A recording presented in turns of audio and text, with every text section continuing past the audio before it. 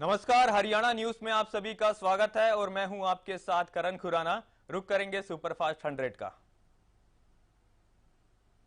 प्रधानमंत्री मोदी ने अपने गुजरात दौरे के दूसरे दिन बनास डेयरी के नए प्लांट का उद्घाटन किया। इस दौरान पीएम मोदी ने बनासकांठा में आलू प्रोसेसिंग यूनिट का भी उद्घाटन किया। बनासकांठा में नया डेयरी प्लांट और आलू प्रोसेसिंग यूनिट को 600 करोड़ रुपए से ज्यादा की लागत में बनाया गया है। नए डेयरी परिसर में रोज करीब 30 लाख लीटर यूनिट दूध की प्रोसेसिंग होगी। जहांगीरपुर हिंसा पर केंद्रीय गृह मंत्री अमित शाह ने पुलिस को सख्त निर्देश दिए। अमित शाह ने कहा कि दंगाइयों के खिलाफ ऐसी सख्त कार्रवाई की जाए कि दोबारा दिल्ली में दंगे ना हो। अमित शाह ने दिल्ली पुलिस कमिश्नर से फोन पर बात करते हुए कहा कि दोबारा दिल्ली में इस तरह की घटना ना हो पाए, इसके लिए जो भी जरूरी कदम है वो उठाए जाए। दिल्ली के जहांगीरपुरी में हुई हिंसा के मामले में अब तक 25 आरोपियों की गिरफ्तारी हो चुकी है। इस हिंसा में शामिल 2 नाबालिग भी पुलिस हिरासत में हैं। हिंसा के बाद इलाके में शांति कायम रखने के लिए केंद्रीय गृह मंत्रालय ने सीआरपीएफ और आरएएफ की 5 कंपनियां और भेजी है। ये कंपनियां पूरे इलाके में पेट्रोलिंग कर रही है। जहांगीरपुर हिंसा मामले में गिरफ्तार किए गए आरोपी सोनू चिकना ने अपना जुर्म कबूल लिया है। सोनू ने बताया कि हनुमान जयंती के दिन उसने कुशल चौक के पास फायरिंग की थी। पुलिस ने सोनू के पास से एक पिस्टल भी बरामद की। उसके खिलाफ आर्म्स एक्ट के तहत मामला दर्ज किया गया। डीएसपी नॉर्थ वेस्ट ने इसकी जानकारी दी। 17 अप्रैल को सोशल मीडिया पर एक वीडियो वायरल हुआ था जिसमें 28 साल का सोनू नीले कुर्ते में फायरिंग करता हुआ दिखाई दिया। वीडियो के आधार पर पुलिस ने आरोपी की तलाश कर उसे गिरफ्तार कर लिया। दिल्ली की तीनों नगर निगमों को एक करने वाले कानून को अब राष्ट्रपति रामनाथ कोविंद की मंजूरी मिल गई है। यह कानून लोकसभा और राज्यसभा से पहले ही पास कराया जा चुका है। राजधानी दिल्ली में अब साउथ ईस्ट और नॉर्थ दिल्ली नगर निगम नहीं बल्कि सिर्फ दिल्ली नगर निगम होगा। बता दें, साल 2011 में कांग्रेस विभाजन का प्रस्ताव लेकर आई थी। उत्तर प्रदेश की योगी सरकार ने बड़ा फैसला लिया है। दरअसल यूपी में अब बिना अनुमति के कोई भी जुलूस और धार्मिक यात्रा निकालने पर रोक लगा दी गई है। यूपी में अब आयोजकों को जुलूस और धार्मिक यात्रा निकालने के लिए परमिशन लेनी होगी। साथ ही आयोजकों को जुलूस के दौरान शांति बनाए रखने के लिए एक एफिडेविट भी देना होगा। महाराष्ट्र के बाद अब असम में भी लाउडस्पीकर को लेकर विवाद छिड़ गया है। दरअसल हेमंत बिश्व शर्मा ने कहा कि परीक्षा या कोई दूसरे उत्सव के दौरान लाउडस्पीकर ना बजाए। असम के सीएम हेमंत बिश्व शर्मा ने कहा कि लाउडस्पीकर नबी के समय का नहीं है, ये बाद में विकसित हुआ है। उन्होंने लाउडस्पीकर को धर्म से जोड़ने पर भी सवाल उठाए। देश भर में हिंसा और विवाद के बीच कांग्रेस नेता राशिद अल्वी ने भी लाउडस्पीकर पर रोक लगाने की मांग की। उन्होंने कहा कि अगर हिंसा की वजह लाउडस्पीकर है तो तमाम जगह पर लाउडस्पीकर को बंद कर देना चाहिए। राशिद अल्वी ने बीजेपी पर निशाना भी साधा। उन्होंने कहा कि विकास का नाम तो सिर्फ जुबान पर है। इस देश में नफरत की आंधी है जिसके लिए बीजेपी अध्यक्ष जेपी नड्डा जिम्मेदार है। प्रधानमंत्री मोदी 21 अप्रैल को लाल किले से देश को संबोधित करेंगे। गुरु तेग बहादुर के 400वें प्रकाश पर्व के मौके पर पीएम मोदी का यह संबोधन होगा। प्रधानमंत्री मोदी 21 अप्रैल को एक स्मारक सिक्का भी और एक डाक टिकट भी जारी करेंगे। इस कार्यक्रम में केंद्रीय गृह मंत्री अमित शाह भी शामिल होंगे। ब्रिटेन के प्रधानमंत्री बोरिस जॉनसन 21 अप्रैल को भारत दौरे पर आएंगे। इस दौरान वो 22 अप्रैल को नई दिल्ली में पीएम मोदी से भी मुलाकात करेंगे। बोरिस जॉनसन गुजरात में कारोबारियों से भी चर्चा करेंगे। अहमदाबाद में वो यूके और भारत के व्यापार संबंधों को लेकर कारोबारियों से मुलाकात करेंगे।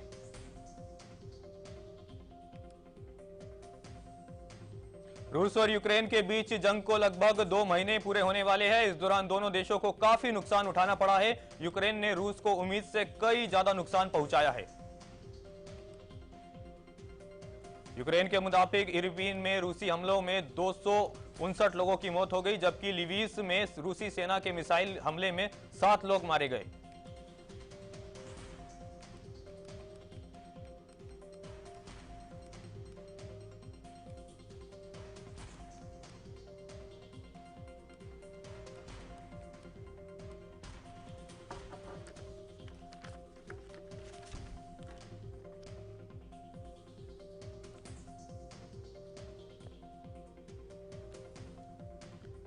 यूक्रेन के मुताबिक इरिपीन में रूसी हमले में 259 लोगों की मौत हुई, जबकि लिवीव में रूसी सेना। जेलेंस्की ने कड़े शब्दों में कहा कि उनका इरादा आत्मसमर्पण का नहीं है। उन्होंने कहा कि वो युद्ध में जीत के लिए आखिरी दम तक लड़ेंगे।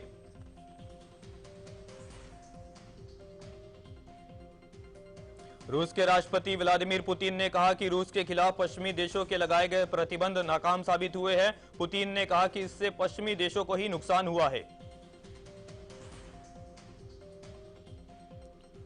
पुतिन ने कहा कि पश्चिमी देशों के प्रतिबंध के बावजूद रूबल मजबूत हुआ है और देश ने इस वित्त वर्ष की पहली तिमाही में $58 अरब का ऐतिहासिक व्यापार किया है।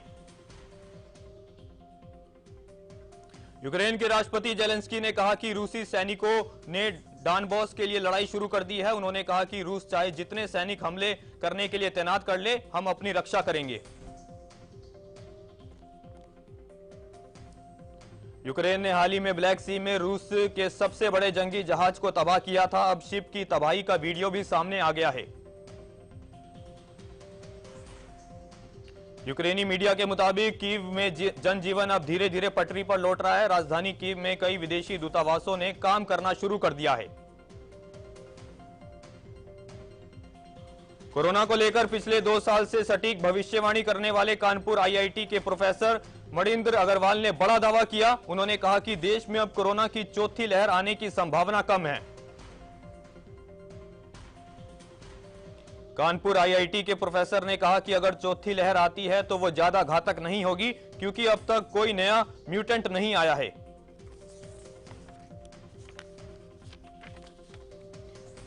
दिल्ली एनसीआर में बढ़ते मामलों पर डॉक्टर अग्रवाल ने कहा कि हाल ही में प्रतिबंधों में ढिलाई के कारण केसों की संख्या बढ़ी है। साथ ही लोगों ने मास्क का इस्तेमाल करना भी बंद कर दिया है।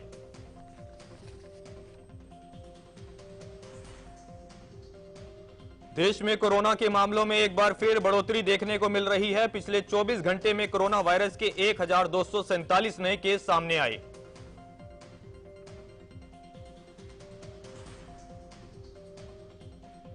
कोरोना संक्रमण से बीते दिन सिर्फ एक व्यक्ति की मौत हुई, जबकि 928 लोग ठीक भी हुए।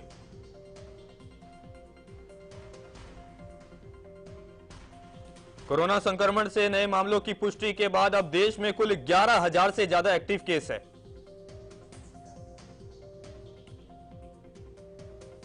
हरियाणा में कोरोना वायरस के मामलों में एक बार फिर बढ़ोतरी देखने को मिल रही है। बीते 24 घंटे में कोरोना के 234 नए मरीजों की पहचान हुई। हरियाणा में कोरोना के नए मामलों में सबसे ज्यादा 158 केस साइबर सिटी गुरुग्राम में देखने को मिले।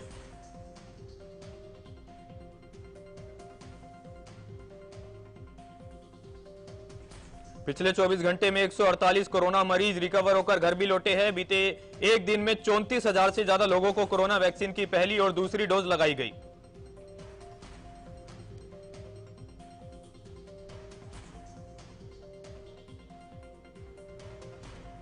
पंचकुला के सेक्टर 1 स्थित पीडब्ल्यूडी रेस्ट हाउस में खेल मंत्री संदीप सिंह ने जिला लोक संपर्क एवं कष्ट निवारण समिति के साथ बैठक की, जहां समाज के हर वर्ग के लोगों की समस्याओं को सुना गया। बैठक के दौरान कुल 25 समस्याएं सामने आई, जिनमें से 19 शिकायतें पुरानी थी और 6 नई शिकायतें थी, जिनका मौके पर ही समाधान किया गया। हरियाणा के खेल मंत्री संदीप सिंह ने कहा कि खेलों के फर्जी ग्रेडेशन सर्टिफिकेट के मामलों में एक्शन मोड में है। संदीप सिंह ने कहा कि अगर किसी का सर्टिफिकेट जाली होने की शिकायत मिलती है तो सख्त कार्रवाई होगी। खेल मंत्री संदीप सिंह ने कहा कि ग्रेडेशन सर्टिफिकेट को लेकर पारदर्शिता से चला जाएगा। जो योग्य खिलाड़ी है उन्हें ही उनका हक मिलेगा। खेल मंत्री संदीप सिंह ने प्रकाश पर्व पर होने वाले राज्य स्तरीय भव्य आयोजन की भी जानकारी दी। उन्होंने कहा कि 24 अप्रैल को श्री गुरु तेग बहादुर जी के 400वें प्रकाश पर्व पर पानीपत में राज्य स्तरीय कार्यक्रम किया जाएगा।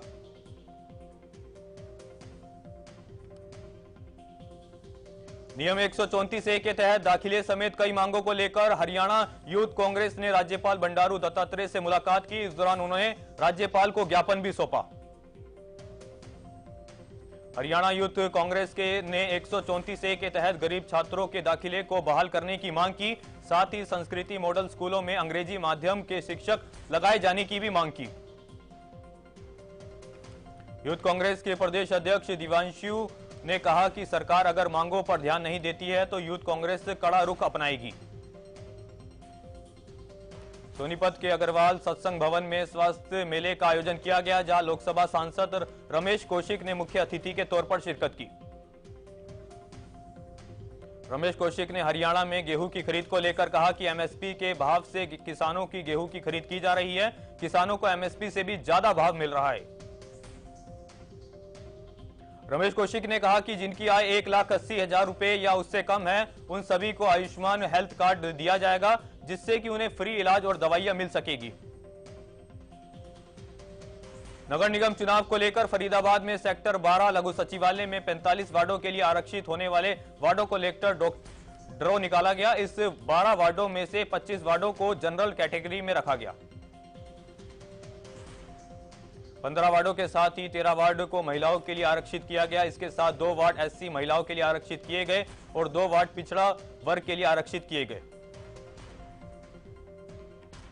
हरियाणा सरकार ने दिल्ली एनसीआर के 4 जिलों में मास्क अनिवार्य कर दिया है। वहीं मास्क नहीं पहनने पर जुर्माना भी वसूला जाएगा।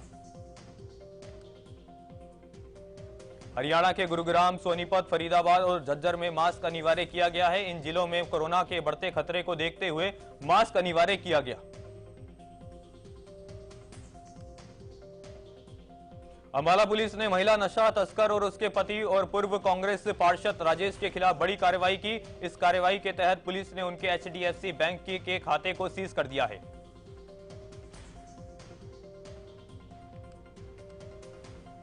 पुलिस ने पूर्व कांग्रेस पार्षद राजेश की अवैध कमाई से बनाई गई संपत्ति को जांच करने का भी दावा किया। साथ ही उन पर सरकारी ड्यूटी में बाधा डालने और एनडीपीसी एक्ट समेत कई मुकदमे दर्ज किए गए। बता दें कि 6 अप्रैल को महिला तस्कर को पकड़ने के लिए गई पुलिस पर महिलाओं ने पथराव किया था, जिसमें कई पुलिसकर्मी घायल हो गए थे। घोड़ी पर सवार होकर बैंड बाजे के साथ निकलती एक दुल्हन का वीडियो सोशल मीडिया पर जमकर वायरल हो रहा है। बता दें कि ये वीडियो बादली के माजरी गांव का है। वीडियो में दुल्हन घोड़ी पर सवार होकर फेरों के लिए विवाह स्थल पर जाती दिखी। वहीं तमाम रिश्तेदार नाचते गाते हुए उसके साथ जाते दिखे। लड़की के पिता ने इसे समाज के लिए एक संदेश बताया। उन्होंने कहा कि वो बेटे और बेटियों में कोई अंतर नहीं समझते, इसलिए उन्होंने अपनी बेटी के लिए सारे सपने पूरे किए।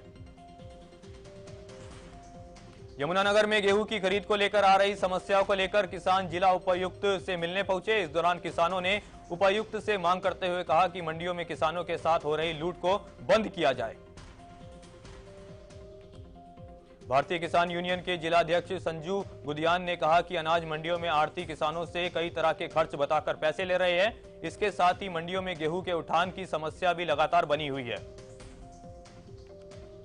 संजू गुदियान ने कहा कि सरकारी आदेशों के अनुसार गेहूं मंडी में पहुंचने के 72 घंटे के बाद किसानों को उसकी पेमेंट होनी चाहिए, लेकिन 8 दिन बीत जाने के बाद भी पेमेंट नहीं मिल रही। कैथल के पिहोवा में विद्युत भवन के बाहर एचएसईबी वर्कर्स यूनियन के कर्मचारियों ने प्रदर्शन किया। इस दौरान कर्मचारियों का कहना है कि एससी ने अपना अड़ियल रवैया छोड़कर कर्मचारी नेताओं से माफी मांगे। कर्मचारियों ने प्रशासन से मांग करते हुए कहा कि उनकी लंबित पड़ी मांगों को पूरा किया जाए, नहीं तो उनका प्रदर्शन जारी रहेगा। सोनीपत के गांव बहालगढ़ में गंदे पानी की निकासी बंद होने के चलते लोगों को परेशानी का सामना करना पड़ रहा है। लोगों ने कहा कि सीएम विडो की शिकायत दर्ज कराने के बाद भी उनकी समस्या का कोई समाधान नहीं निकला। फतेहाबाद के मातूराम कॉलोनी में बदमाशों का आतंक जारी है। बीती रात कुछ बदमाशों ने एक मकान में घुसकर पत्थरबाजी की और सोए हुए युवक की चारपाई में आग लगा दी।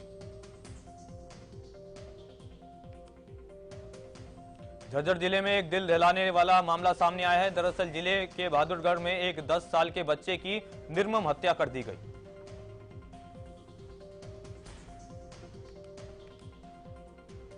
बच्चे की हत्या कर शव को खाली प्लांट में फेंक दिया गया। साथ ही बच्चे के शव को जलाने की भी कोशिश की गई। बता दें कि बच्चा शाम के समय घर से खेलने के लिए निकला था।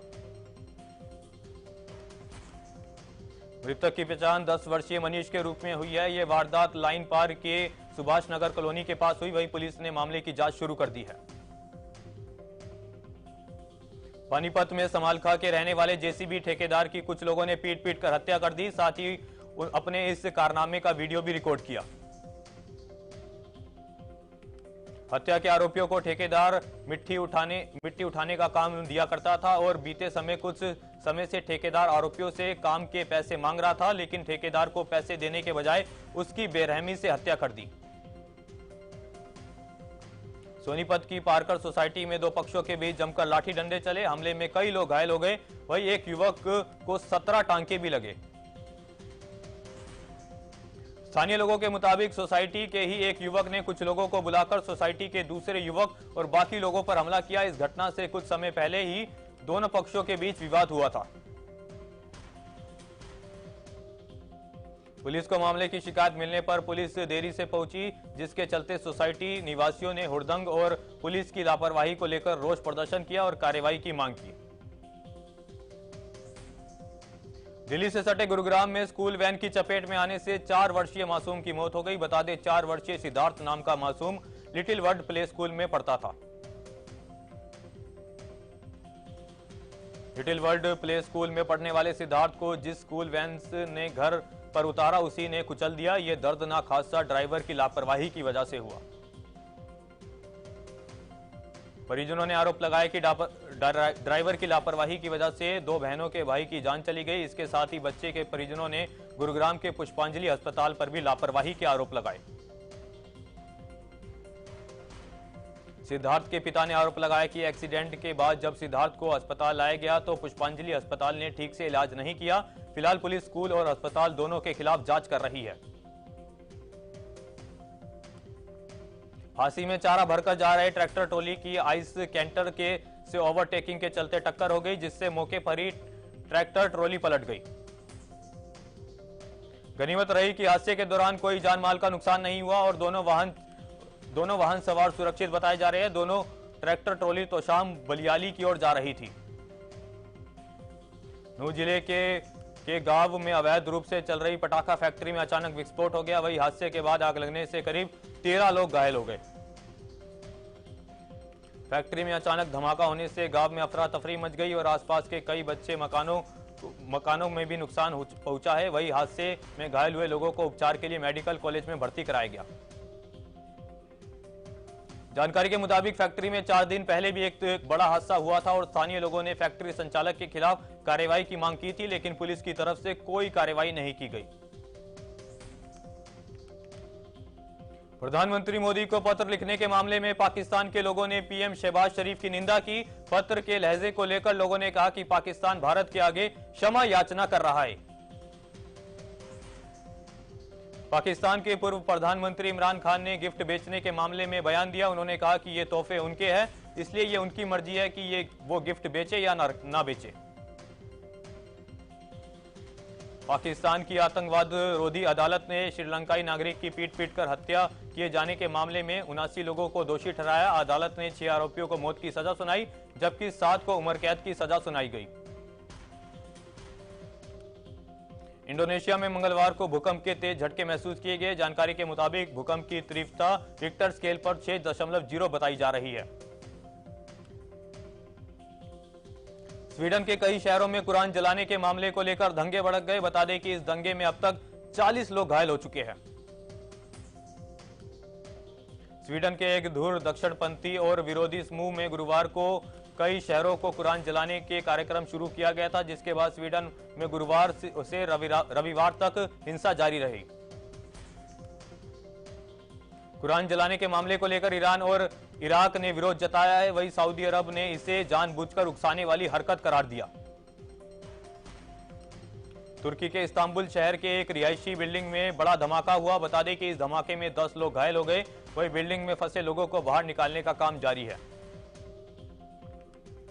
आईपीएल 2022 में 18 अप्रैल को एक रोमांचक मुकाबला देखने को मिला। राजस्थान रॉयल्स ने कोलकाता नाइट राइडर्स को 7 रनों से मात दी और आखिरी ओवर में जीत हासिल की।